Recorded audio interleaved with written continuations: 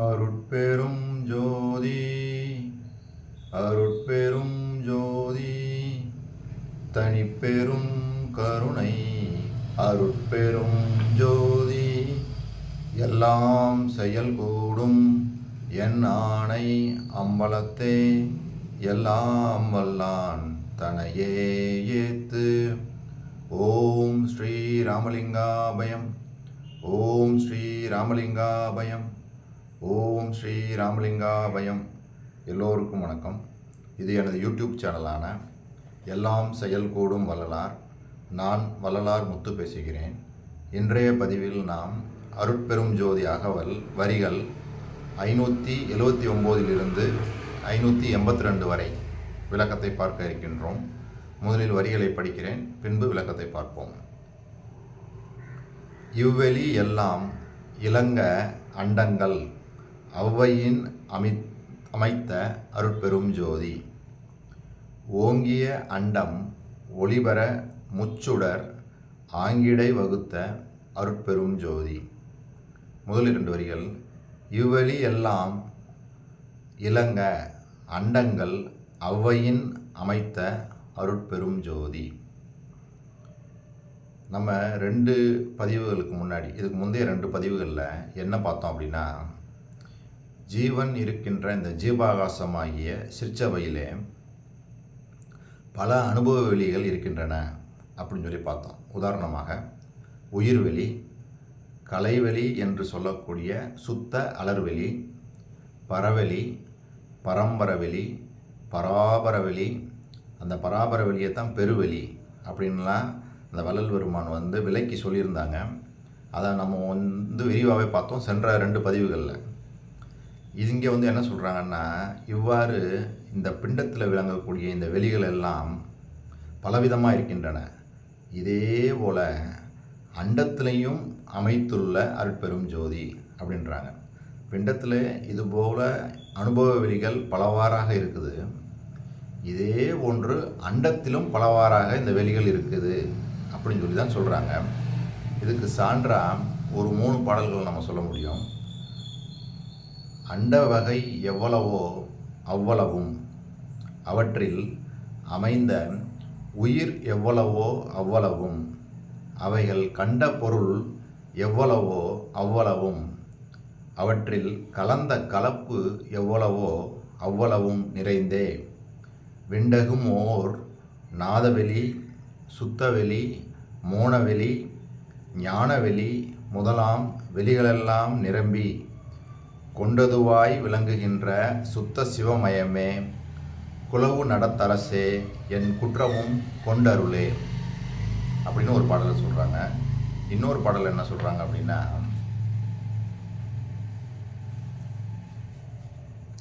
அண்டங்கள் பலவாகி அவற்றின் மேலும் அளவாகி அளவாத அதீதமாகி பிண்டங்கள் அனந்த வகையாகி பிண்டம் பிறங்குகின்ற பொருளாகி பேதந்தோற்றும் பண்டங்கள் பலவாகி இவற்றை காக்கும் பதியாகி ஆனந்தம் பழுத்து சாந்தம் கொண்டேங்கும் நிழல் பரப்பி தலைந்த ஞான கொழுங்கடவுள் தருவாகி குலவும் தேவே அப்படின்னு சொல்லி ஒரு பாட்டை சொல்கிறாங்க.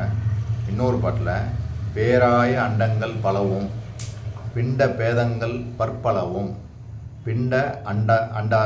பிண்ட அண்டத்தின் வாராய பலபொருளும் கடலும் மண்ணும் மலையுளவும் கடலுளவும் மணலும் வானும் ஊராத வான்மீனும் அணுவும் மற்றை உள்ளனவும் அளந்திடலாம் ஓஹோ உன்னை ஆறாலும் அளப்பரிது என்று அனந்த வேதம் அரைந்து இழைக்க அதிதூரம் ஆகும் தேவே அப்படின்னு சொல்லி இந்த மகாதேவ மாலைகளில் உள்ள பாட்டுகளில் மிக தெளிவாகவே இந்த வரிகளுக்கான விளக்கம் அமைஞ்சிருக்குது. அதாவது இவ்வெளி எல்லாம் இலங்க அண்டங்கள் அவ்வையின் அமைத்த அருட்பெரும் ஜோதி.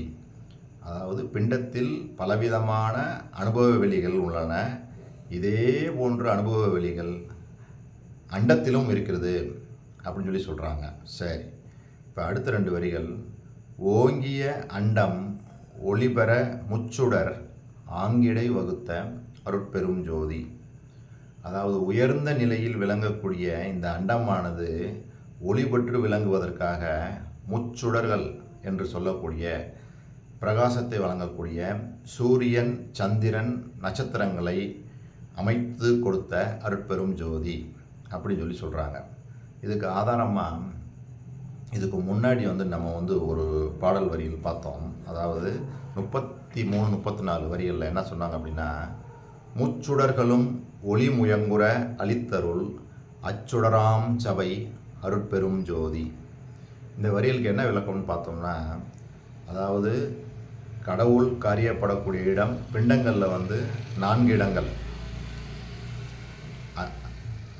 அண்டத்தில் 4 இடம், பிண்டத்தில் 4 இடம்னு பார்த்தோம். அண்டத்தில் என்ன இடம் பார்த்தோம்னா அக்னி, சூரியன், சந்திரன், நட்சத்திரம், இந்த 4 இடங்கள் நம்ம பார்த்துருக்குறோம். இதில் சூரியன், சந்திரன், நட்சத்திரம் இதெல்லாம் நம்மளுடைய அந்த ஊனக்கண்களுக்கு நம்மளால் பார்க்க முடியுது. அக்னியை நம்மளால் பார்க்க முடியல.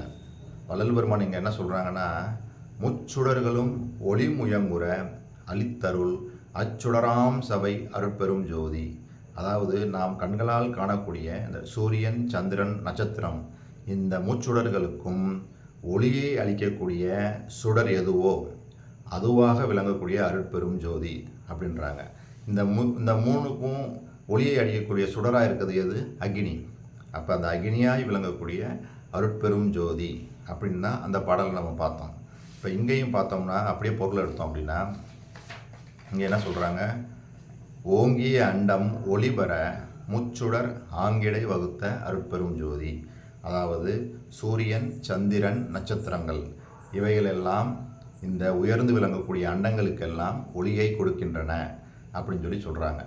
இதே போல் இனிமேல் வரக்கூடிய ஒரு வரி 739, 740 வரிகளில் என்ன சொல்கிறாங்க அப்படின்னா, முச்சுடர் ஆதியால் எச்சக உயிரையும் அச்சர காத்தருள் அருட்பெரும் ஜோதி. அதாவது 3 சுடர்களுக்கும் ஆதியாக விளங்கக்கூடிய அந்த அக்னி, அந்த சுடரால் இந்த அண்டங்களில் உள்ள உலகங்களும் உலகத்தில் உள்ள உயிர்களும் அச்சமின்றி வாழுமாறு அமைத்து கொடுத்த அருட்பெரும் ஜோதி அப்படின்னு தான் அந்த பாடல்களையும் பதிவு பண்ணுறாங்க. ஸோ இதுவரை நான் சொன்ன இந்த விளக்கங்கள் எல்லாம் உங்களுக்கு புரிஞ்சிருக்குன்னு நினைக்கிறேன். நாம் மீண்டும் நாளை சந்திப்போம். இதுவரை பொறுமை காத்து எனது வீடியோவை பார்த்த உங்களுக்கு கோடான கோடி நமஸ்காரங்களும் நன்றிகளும்.